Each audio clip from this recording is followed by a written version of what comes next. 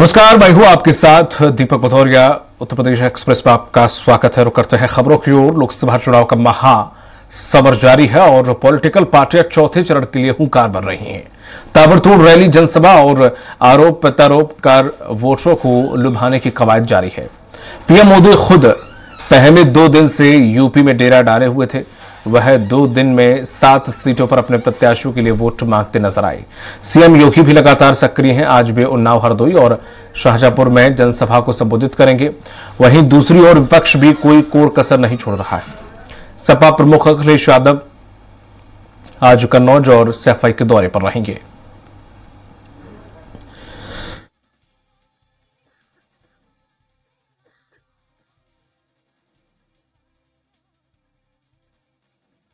देखकर जानकारी के साथ जुड़ गए हैं पवन सिंह, सहयोगी। पवन, आज जो क्या कुछ रैलियां हैं मुख्यमंत्री की, चाहे वो प्रधानमंत्री की, चौथे चरण की तैयारियों में जुट गई है बीजेपी। साथ ही साथ तीसरे चरण में भी क्या कुछ कवायद और क्या कुछ सीटों का समीकरण देखने को मिल रहा है?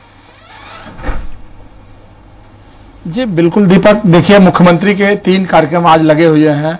उन्नाव, शाहजहांपुर और हरदोई। सबसे बड़ी बात है कि मुख्यमंत्री लगातार प्रदेश में और अन्य प्रदेशों में भी दौरा कर रहे हैं और ये तीसरे चरण का जो मतदान होना है, आज शाम को पोलिंग पार्टियां पहुंच जाएंगी।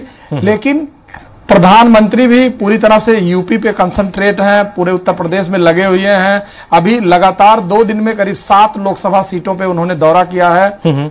इसके अलावा रक्षा मंत्री राजनाथ सिंह लखनऊ से प्रत्याशी भी हैं। इसके अलावा भी वो प्रदेश के अन्य क्षेत्रों में दौरा कर रहे हैं और मुख्यमंत्री लगातार जमीन तक बने हुए हैं। प्रतिदिन करीब 2 दौरा 3 दौरा उनका लगा होता है और प्रधानमंत्री के साथ जो रोड शो होता है उसमें लगातार वो बने रहते हैं। इसके अलावा अखिलेश यादव आज कन्नौज और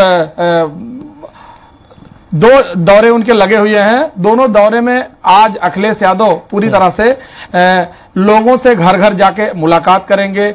इसके अलावा सबसे बड़ी बात है कि कन्नौज से इससे पहले डिंपल लगा वहां पर चुनाव लड़ी थी, जिस पे उनका हार का सामना करना पड़ा था। इस बार अखिलेश यादव पूरी तरह से वहां पर बहुत ज्यादा कंसंट्रेट हैं, क्योंकि वहां से खुद प्रत्याशी हैं। वहां पर वो अपने को मजबूती से खड़ा होना चाहते हैं, क्योंकि उत्तर प्रदेश में जो साख है उसको वापस लाने के लिए पूरे प्रदेश में लगातार वो सघन दौरा कर रहे हैं। गठबंधन भी किया है जिससे कि जो उनकी साख है वापस आ सके और अपने को पूरी तरह से मजबूत कर सके। क्योंकि उत्तर प्रदेश में 80 लोकसभा सीटें हैं। इन सीटों में अपने को ऊपर लाने के लिए किस तरह का रणनीति अपनाना चाहिए, उसके लिए वो लगातार प्रयास कर रहे हैं और बने हुए हैं। दीपक, चौथे चरण में ज्यादा वक्त नहीं है, क्योंकि इस वाले चरण में तीसरे में हमें देखें तो काफी वक्त मिल गया था, लेकिन अब चौथे चरण की हम बात करें तो ज्यादा वक्त नहीं है। तो ऐसे में किस तरह से ये जो पार्टियां हैं वो चुनावी प्रचार की रणनीति बना रही हैं? क्योंकि हम जो देख रहे हैं कि लगातार चौथे चरण की तैयारी अभी से ही शुरू हो गई और 13 मई को चौथा चरण। जी बिल्कुल दीपक, देखिए चौथे चरण के लिए भी ये लोग लगातार बने हुए हैं। और सबसे बड़ी बात है, जो पहला और दूसरा चरण का जो चुनाव हुआ है, जिसमें जो मतदान प्रतिशत घटा है उसको लेकर के भी सभी लोग, शीर्ष नेतृत्व तो चिंतित है इस बात को लेकर के कि जिस तरह से वोट परसेंटेज घट रहा है उसमें दोनों पार्टियों को असुविधा हो रही है। मानसिक पीड़ा है कि यह कौन लोग हैं जो लोग वोट कम कर रहे हैं, जिससे कि किसके प्रत्याशी को ज्यादा नुकसान होगा।